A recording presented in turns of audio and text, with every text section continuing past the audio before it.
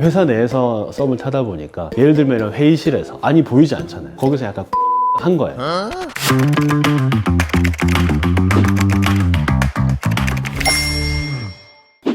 강제추행 사건인데요. 피디님도 지금 팀이 있으시잖아요. 네. 그 팀에 누군가 갑자기 몇 년 전 사건을 끄집어내가지고 고소를 하신다면 기분이 어떠실 것 같아요? 배신감이 들겠죠. 그죠. 네. 고소인은 회사에 입사한 지가 지금 한 4, 5년 되시는 분인데 그때 당시 신입사원이었어요. 그리고 이제 의뢰인분은 팀장급. 근데 나이 차이는 한 4, 5살 나기 때문에 이제 많은 일들을 좀 이렇게 가르쳐주고 하면서 약간 썸을 탔죠. 아, 사석에서 식사도 하고 그리고 뭐 회식도 많이 하고 근데 팀이 좀 나눠지고 자연스럽게 이제 썸 단계에서는 멀어져서 각자 이제 뭐 연애도 하시고 썸붕이 난. 네, 썸붕이 났는데 나중에는 이제 업무적으로 부딪히게 된 거예요. 그러니까 이 팀장이 이제 다른 부서에 있는 고소인한테 업무 협조 요청을 했는데 내가 할 일도 아닌데 나한테 왜 그러냐 막 따진 거예요. 그래서 그게 이제 문제가 좀 커져가지고 회사 이제 뭐 부장, 뭐 상무까지 보고가 되면서 약간 피고소인이 직장 내 괴롭힘 형태로 보고가 된 거예요. 아, 그래서 회사 감사실에서 따로 별도 조사도 하고 거기서 특별한 문제가 없다라고 네. 결론이 났어요. 네. 근데 그 결론이 나자마자 고소인이 소장에 쓴 거예요. 예전에 어떤 일이 있었냐면 같이 회식도 하고 했을 거 아니에요. 그러니까 술도 이제 한잔 하고 하다 보니까 여러 명 있는 데서 손도 잡고 네. 그러니까 볼에 뽀뽀도 하고 했나 봐요. 근데 그거에 대해서 상대방이 전혀 불쾌한 감정을 표시하지 않았고 평소같이 일도 하고 그리고 그 부분에 대해서 사실 그 피고소인이 약간 사과의 말도 했어요. 어제 조금 약간 술김에 분위기가 좋아서 이렇게 스킨십이 있었는데 조금 미안하다 했더니 괜찮아요. 저도 좋았어요. 이런 식으로 이제 그게 어떤 문자나 네. 통화로 남아있진 않지만 그런 반응이 있었기 때문에 별 문제 없이 넘어갔던 거거든요. 네. 그리고 회사 내에서 썸을 타다 보니까 예를 들면 회의실에서 아니 보이지 않잖아요. 거기서 약간 쿵딱쿵딱 한 거예요. 그리고 약간 이제 둘이 좀 어느 정도 이제 사이가 좋아지다 보니까 농담도 좀 진한 농담도 하게 되고 그런 것까지 전부 다. 근데 사실 저는 고소장을 열람했을 때 고마웠던 게 고소인 측 이제 고소를 대리하신 변호사님이 고소장을 너무 잘 써주셨어요. 잘 써줬다는 게 무슨? 허술하게. 아, 허술하게 써. 강제추행 사건이면 정말로 이제 강제추행에 대한 내용만 기재를 해주시면 되는데 네. 이분이 너무 이제 좀 앞서 나가신 것 같아요. 그 변호사님 어떤 내용까지 넣었냐면 뭐 언어적으로 이렇게 뭐 서로 성적인 농담 한 것까지 전부 다 강제추행이다. 그리고 이게 직장 내에서 있었기 때문에 이건 위력에 의한 강제추행이다. 이건 사실 성립될 수 없는 개념이거든요. 왜냐하면 강제추행이라고 하더라도 만약에 그게 사실이라면 그냥 일반 강제추행인 거지 위력에 의한 강제추행은 성립할 수도 없어요.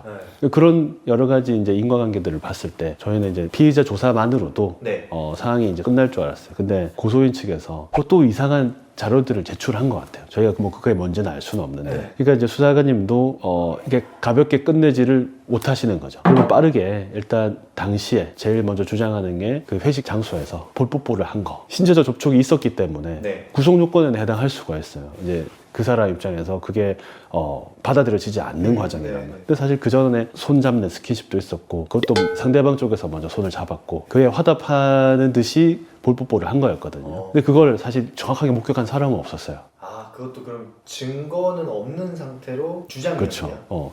근데 그날의 분위기는 목격자들이 알고 있잖아요. 그래서 빠르게 사실 확인서를 받았어요. 그러니까 그날 회식 장소를 기억하느냐, 강제적으로 어떤 신체 접촉이 있을 만한 상황이었냐, 그리고 그에 대해서 상대방이 불쾌감을 표시하는 걸 혹시 보신 적이 있느냐, 그리고 그 이후에 회사에서 어떤 관계라든지 이런 건 어땠느냐라는 걸 구체적으로 받았어요. 네.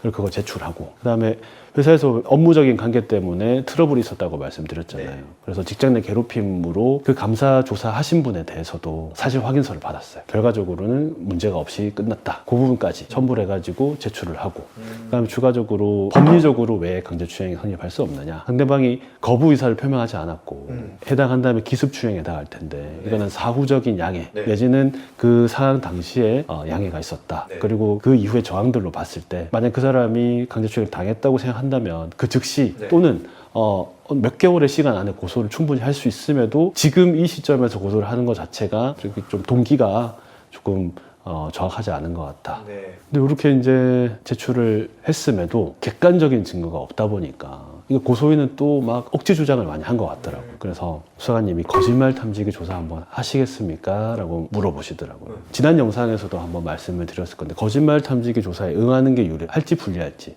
이 같은 경우에는 확실하게 그 장면을 목격한 건 아니지만 여러 가지 정황에 대한 목격자들이 있었잖아요. 그러면 충분히 다른 증거로서 입증할 수 있는 상황이기 때문에 거짓말 탐지기 조사에 응할 필요가 없습니다. 그래서 저희는 단호하게 안 하겠다. 왜 우리가 지금 해야 되냐. 피해자가 지금 거짓말하고 있을 가능성이 높으니까 피해자부터 하시라. 또는 아니 피해자만 하시라. 강하게 조금 쳐냈어요. 그랬더니 시간이 좀 지나서 최종 무혐의 불송치 처분이 났죠. 피고소인 입장에서는 회사 내에서 어쨌든 고소를 당한 게 알게 모르게 소문이 다 나잖아요. 거의 이제 약간 쓰레기 취급을 받은 거죠. 이 회사 내에서 어떻게 성범죄를 일으키냐, 강제추행을 하냐, 그것도 신입 직원을 거의 왕따처럼 따돌림을 당하면서 지내오셨어요. 그래서 처음에 저 상담하실 때부터 어떻게 말씀을 하셨냐면 일단 난 무조건 무혐의를 받고 싶다. 그리고 무혐의를 받는다면 꼭 상대방을 무고죄로 고소를 하고 싶다. 제가 이제 고소장 내용을 봤을 때 허위 사실도 몇 개 있어 보여요. 그래서 제가 최종 무혐의 처분이 떨어진다면 제가 무고장 고소장 제가 써드리겠다 무료로. 그래서 지금 이제 뭐 상대방이 이의 신청 여부를 한번 확인해 봐야 되겠지만 혹시 최종 종결된다면 제가 무고장 고소장을 써드릴 거예요. 근데 사실은 이 무고죄로 처벌을 받는다고 한들 이분이 그동안 입은 피해를 생각하면 사실 그 보상은 안 돼요. 민사고소도 가능한가요? 이제 민사소송도 손해배상 청구가 가능하겠죠. 근데 사실은 정신적 위자료 그렇게 인정되는 금액이 크지 않아요. 감정이라든지 회사 내에서 입지라든지 이런 것들은 산정하기가 힘들잖아요. 돈으로 환산되기가. 네, 실질적으로 객관적인 자료로 내가 예를 들어 소득이 줄었다든지 이런 걸로 증명되는 자료는 아니다 보니까 정신적 위자료를 청구될 수 있는 금액에 제한이 있어요. 그래도 가장 중요한 건 명예를 회복했다는 거, 그리고 그동안의 오해가 이제 해소가 된다는 거. 뭐 제 입장에서는 이 억울함을 풀어드린 게 제일같이 너무 기쁘더라고요. 그래서 제가 뭐 역대급이라고 뭐 표현을 했는데, 그래서 나중에 꼭 이분은 처벌 받았으면 좋겠어요. 다 아시면서 이 사람을 어떻게 보면 사회적으로 매장시키기 위해서 고소를 했다는 점에서 그런 나쁜 행동은 꼭 처벌받아야 그런 일이 다시 일어나지 않을 것 같아요.